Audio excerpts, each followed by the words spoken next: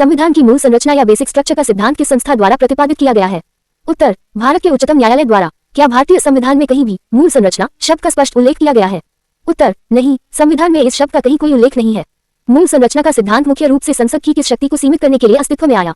उत्तर, संविधान में संशोधन करने की संसद की शक्ति को। किस अनुच्छेद के तहत संसद को संविधान में संशोधन करने की शक्ति प्राप्त है?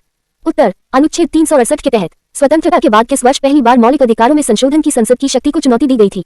उत्तर, वर्ष 1951 में। वर्ष 1951 के किस प्रसिद्ध मामले में प्रथम संविधान संशोधन अधिनियम की संवैधानिक वैधता को चुनौती दी गई थी? उत्तर, शंकरी प्रसाद बनाम भारत संघ मामले में। शंकरी प्रसाद मामले में उच्चतम न्यायालय ने संसद की संशोधन शक्ति के बारे में क्या निर्णय दिया था? उत्तर, न्यायालय ने कहा कि संसद अनुच्छेद 368 के तहत मौलिक अधिकारों सहित किसी भी भाग में संशोधन कर सकती है। शंकरी प्रसाद मामले के अनुसार अनुच्छेद 13 का शब्द, विधि या कानून किस प्रकार के कानूनों पर लागू नहीं होता था? उत्तर, संविधान संशोधन अधिनियमों पर। वर्ष 1965 के किस प्रसिद्ध मामले में 17वें संविधान संशोधन अधिनियम को चुनौती दी गई थी? उत्तर, सज्जन सिंह बनाम राजस्थान राज्य मामले में। सज्जन सिंह मामले में उच्चतम न्यायालय ने किस पुराने फैसले के रुख को बरकरार रखा था? उत्तर, शंकरी प्रसाद मामले के फैसले को। किस ऐतिहासिक मामले में उच्चतम न्यायालय ने अपने पुराने फैसलों को उल्टते हुए कहा कि संसद मौलिक अधिकारों को कम या समाप्त नहीं कर सकती? उत्तर, गोलकनाथ बनाम पंजाब राज्य मामले में। वर्ष 1967 में। गोलकनाथ मामले में कितने न्यायाधीशों की पीठ ने यह ऐतिहासिक फैसला सुनाया था? उत्तर, 11 न्यायाधीशों की पीठ ने। गोलकनाथ मामले में उच्चतम न्यायालय ने अनुच्छेद 13 के संदर्भ में क्या व्यवस्था दी थी? उत्तर, न्यायालय ने कहा कि संविधान संशोधन अधिनियम भी एक विधि है, इसलिए वह मौलिक अधिकारों का उल्लंघन नहीं कर सकता। गोलकनाथ मामले के फैसले के प्रभाव को समाप्त करने के लिए संसद ने कौन सा महत्वपूर्ण संविधान संशोधन अधिनियम पारित किया? उत्तर, 24वां संविधान संशोधन अधिनियम 1973। 24वें संविधान संशोधन अधिनियम द्वारा किन अनुच्छेदों में बदलाव करके संसद को असीमित संशोधन शक्ति दी गई थी? उत्तर, अनुच्छेद 13 और अनुच्छेद 368 में। किस ऐतिहासिक मामले में उच्चतम न्यायालय ने 24वें संविधान संशोधन की वैधता को स्वीकार किया लेकिन मूल संरचना का नया सिद्धांत दिया? उत्तर, केशवानंद भारती बनाम केरल राज्य मामले में। केशवानंद भारती मामले का ऐतिहासिक फैसला किस वर्ष और किस तारीख को सुनाया गया था? उत्तर, 24 अप्रैल 1973 को। भारतीय न्यायपालिका के इतिहास में अब तक की सबसे बड़ी संवैधानिक पीठ किस मामले में बैठी थी? उत्तर, केशवानंद भारती मामले में, जिसमें 13 न्यायाधीश शामिल थे। केशवानंद भारती मामले में न्यायाधीशों के बीच फैसला किस बहुमत से आया था? उत्तर, 7 बनाम 6 के बहुमत से। केशवानंद भारती मामले के अनुसार संसद की संशोधन शक्ति पर क्या सबसे बड़ी सीमा लगाई गई? उत्तर, संसद ऐसा कोई संशोधन नहीं कर सकती जो संविधान के मूल ढांचे को नष्ट या क्षति पहुंचाता हो। न्यायालय के अनुसार क्या संसद अनुच्छेद 368 का उपयोग करके संविधान की मूल पहचान को बदल सकती है? उत्तर, नहीं, संसद संविधान की मूल पहचान को नहीं बदल सकती। वर्ष 1975 के किस मामले में उच्चतम न्यायालय ने पहली बार मूल संरचना के सिद्धांत को किसी कानून पर लागू किया? उत्तर, इंदिरा नेहरू गांधी बनाम राजनारायण मामले में। इंदिरा गांधी मामले में संसद के किस संविधान संशोधन के प्रावधान को मूल ढांचे का उल्लंघन मानकर अमान्य कर दिया गया था? उत्तर, 39वें संविधान संशोधन अधिनियम के प्रावधान को। 39वें संविधान संशोधन द्वारा किस विवाद को न्यायालय के अधिकार क्षेत्र से बाहर करने का प्रयास किया गया था? उत्तर, प्रधानमंत्री और लोकसभा अध्यक्ष के चुनाव संबंधी विवाद को। इंदिरा गांधी मामले में उच्चतम न्यायालय ने संविधान के किस तत्व को मूल संरचना का हिस्सा माना था? उत्तर, स्वतंत्र और निष्पक्ष चुनाव तथा न्यायिक समीक्षा को। इंदिरा गांधी मामले के फैसले के जवाब में संसद ने अपनी संप्रभुता स्थापित करने के लिए कौन सा संशोधन पारित किया? उत्तर, 42वां संविधान संशोधन अधिनियम 1976। 42वें संशोधन द्वारा अनुच्छेद 368 में कौन से नए खंड जोड़े गए थे ताकि न्यायालय की शक्ति समाप्त हो सके? उत्तर, खंड 4 और खंड 5। 42वें संशोधन के अनुसार क्या संसद की संशोधन शक्ति पर कोई सीमा रह गई थी? उत्तर, नहीं, इसके अनुसार संसद की शक्ति असीमित कर दी गई थी। वर्ष 1980 के किस प्रसिद्ध मामले में उच्चतम न्यायालय ने 42वें संशोधन के उन प्रावधानों को अमान्य कर दिया जो न्यायिक समीक्षा रोकते थे? उत्तर, मिनर्वा मिल्स बनाम भारत संघ मामले में। मिनर्वा मिल्स मामले में न्यायालय ने क्या कहा कि संसद अपनी किस शक्ति को असीमित शक्ति में नहीं बदल सकती? उत्तर, संसद अपनी सीमित संशोधन शक्ति को असीमित संशोधन शक्ति में नहीं बदल सकती। मिनर्वा मिल्स मामले के अनुसार भारतीय संविधान की आधारशिला किन दो तत्वों के बीच संतुलन पर टिकी है? उत्तर, भाग 3 के मौलिक अधिकार और भाग 4 के नीति निदेशक तत्वों के संतुलन पर। वर्ष 1981 के किस मामले में उच्चतम न्यायालय ने मूल संरचना के सिद्धांत को और अधिक स्पष्ट किया?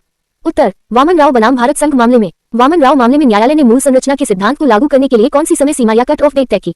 उत्तर, 24 अप्रैल 1973 की तारीख। वामन राव मामले के अनुसार 24 अप्रैल 1973 से पहले 9वीं अनुसूची में शामिल किए गए कानूनों पर क्या प्रभाव पड़ेगा? उत्तर, वे कानून वैध रहेंगे और उन पर मूल संरचना का सिद्धांत लागू नहीं होगा। क्या 24 अप्रैल 1973 के बाद 9वीं अनुसूची में शामिल किए गए कानूनों की न्यायिक समीक्षा की जा सकती है? उत्तर, हाँ, यदि वे मूल संरचना का उल्लंघन करते हैं तो उनकी समीक्षा की जा सकती है। वर्ष 1993 के किस प्रसिद्ध मामले में पंथ निरपेक्षता या सेक्युलरिज्म को संविधान का मूल ढांचा घोषित किया गया? उत्तर, SR बोमवई बनाम भारत संघ मामले में। किस मामले में उच्चतम न्यायालय ने यह स्पष्ट किया कि न्यायिक समीक्षा का अधिकार संविधान का एक अनुल्लंघनीय मूल ढांचा है? उत्तर, एल चंद्र कुमार मामले में। वर्ष 1997 में। क्या उच्चतम न्यायालय ने मूल संरचना के तत्वों की कोई एक निश्चित और अंतिम सूची जारी की है? उत्तर, नहीं, न्यायालय अलग अलग मामलों के निर्णयों के माध्यम से इसे समय समय पर परिभाषित करता है। वर्तमान में संविधान की सर्वोच्चता और भारत का संप्रभु, लोकतांत्रिक तथा गणतांत्रिक स्वरूप संविधान का क्या माना जाता है? उत्तर, संविधान का मूल ढांचा, कानून का शासन यानी रूल ऑफ लॉ और शक्तियों का पृथक्करण संविधान के किस सिद्धांत के अंतर्गत सुरक्षित है? उत्तर, मूल संरचना के सिद्धांत के अंतर्गत। भारतीय संविधान का संघीय चरित्र और राष्ट्र की एकता तथा अखंडता संविधान का क्या माना जाता है? उत्तर, संविधान की मूल संरचना का हिस्सा जन कल्याणकारी राज्य की स्थापना का संकल्प किस सिद्धांत के तहत सुरक्षित है? उत्तर, मूल संरचना के सिद्धांत के तहत। क्या संसद अनुच्छेद 368 के तहत संशोधन करके भारत से संसदीय प्रणाली को समाप्त कर राष्ट्रपति प्रणाली लागू कर सकती है? उत्तर, नहीं, क्योंकि संसदीय प्रणाली संविधान का मूल ढांचा है। किस मामले में उच्चतम न्यायालय ने यह व्यवस्था दी कि निष्पक्ष और स्वतंत्र चुनाव लोकतंत्र का मूल ढांचा है? उत्तर, इंदिरा नेहरू गांधी बनाम राजनारायण मामले में न्याय तक प्रभावी पहुंच और व्यक्ति की स्वतंत्रता तथा गरिमा को किस अवधारणा के अंतर्गत संरक्षण प्राप्त है? उत्तर, मूल संरचना की अवधारणा के अंतर्गत। क्या संसद साधारण बहुमत या विशेष बहुमत से संशोधन करके देश के पंथ निरपेक्ष ढांचे को समाप्त कर सकती है? उत्तर, नहीं, क्योंकि पंथ निरपेक्षता मूल ढांचे का अभिन्न हिस्सा है। अनुच्छेद 136, अनुच्छेद 142 और अनुच्छेद 143 के तहत उच्चतम न्यायालय की शक्तियां संविधान का क्या है? उत्तर, संविधान का मूल ढांचा। अनुच्छेद 226 और अनुच्छेद 227 के तहत उच्च न्यायालयों की शक्तियां किस सिद्धांत के अंतर्गत सुरक्षित है? उत्तर, मूल संरचना के सिद्धांत के अंतर्गत। समानता का अधिकार और विधि का शासन संविधान में किस रूप में स्थापित है? उत्तर, मूल संरचना के रूप में। किस प्रसिद्ध मामले में 9वीं अनुसूची के कानूनों की न्यायिक समीक्षा को लेकर ऐतिहासिक निर्णय दिया गया था? उत्तर, आईआर कोएल्हो बनाम तमिलनाडु राज्य मामले में वर्ष 2007 में। आईआर कोएल्हो मामले में कितने न्यायाधीशों की पीठ ने सर्वसम्मति से फैसला सुनाया था? उत्तर, 9 न्यायाधीशों की पीठ ने। कोएल्हो मामले में न्यायालय ने किस तिथि के बाद 9वीं अनुसूची में डाले गए कानूनों की न्यायिक समीक्षा की अनुमति दी? उत्तर, 24 अप्रैल 1973 के बाद। कोएल्हो मामले के अनुसार यदि कोई कानून 9वीं अनुसूची में शामिल है और वह मौलिक अधिकारों का उल्लंघन करता है तो उसे किस कसौटी पर परखा जाएगा? उत्तर, मूल संरचना की कसौटी पर। संविधान की व्याख्या करने का अंतिम अधिकार भारत में किस संस्था के पास है?